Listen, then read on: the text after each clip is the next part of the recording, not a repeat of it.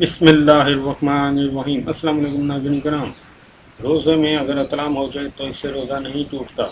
روزے میں اگر کوئی مشق نہیں کرتا ہے، ہینڈ پریکٹس کرتا ہے تو اس سے روزہ ٹوٹ جاتا ہے۔ اس سے روزے کا قضا کرنا تو لازم آتا ہے، لیکن روزے کا کفارہ کرنا لازم نہیں آتا ہے۔ اللہ تعالیٰ ہمیں گناہوں سے بچنے کی توفیق عطا کرے، آمین۔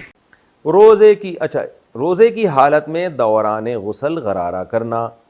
روزے کی حالت میں دن میں احتلام ہو گیا تو غسل کر کے پاک ہونے کے بارے میں کیا حکم ہے، کیا غرارہ کیا جائے گا؟ شیخ محمد خان UAE سے۔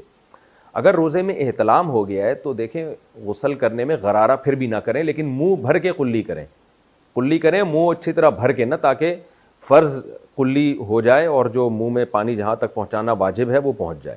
غرارہ نہ کریں کیونکہ اس میں خطرہ ہوتا ہے کہ پانی حلق میں نہ اتر جائے۔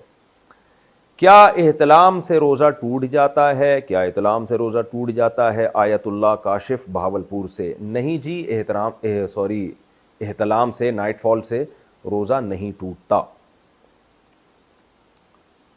اچھا، اسی میں ایک مسئلہ ہے، یہ پوچھا تو نہیں ہے لیکن لوگ پوچھتے بہت ہیں، حیا کے خلاف مسئلہ ہے لیکن میں بیان کر دیتا ہوں کیونکہ نوجوان لوگ اس میں بہت مبتلا ہیں۔ ہینڈ پریکٹس کے بارے میں بہت پوچھا جاتا ہے کہ اس سے روزہ ٹوٹتا ہے یا نہیں ٹوٹتا، تو ہینڈ پریکٹس سے بھی روزہ ٹوٹ جاتا ہے، لیکن اس سے قضا لازم ہوتی ہے، کفارہ لازم نہیں ہوتا۔ کفارہ جب لازم ہوتا ہے جب آدمی عورت کے ساتھ یا وائف کے ساتھ انٹرکورس کر لے ہم بستری کے دوران، اور اگر انٹرکورس نہیں کیا تو اس سے پھر کفارہ لازم نہیں ہوتا۔ اگر ڈسچارج ہو گیا تو صرف قضا لازم ہوتی ہے، کفارہ نہیں ہوتا۔ ڈسچارج نہیں ہوا تو نہ قضا ہے نہ کفارہ ہے۔ تو یہ مسئلہ اگرچہ حیا کے خلاف ہے لیکن بہت زیادہ پوچھا جاتا ہے اور لوگ بہت زیادہ الجھن میں مبتلا ہوتے ہیں، اس لیے میں نے تھوڑا اس کو بیان کر دیا ہے۔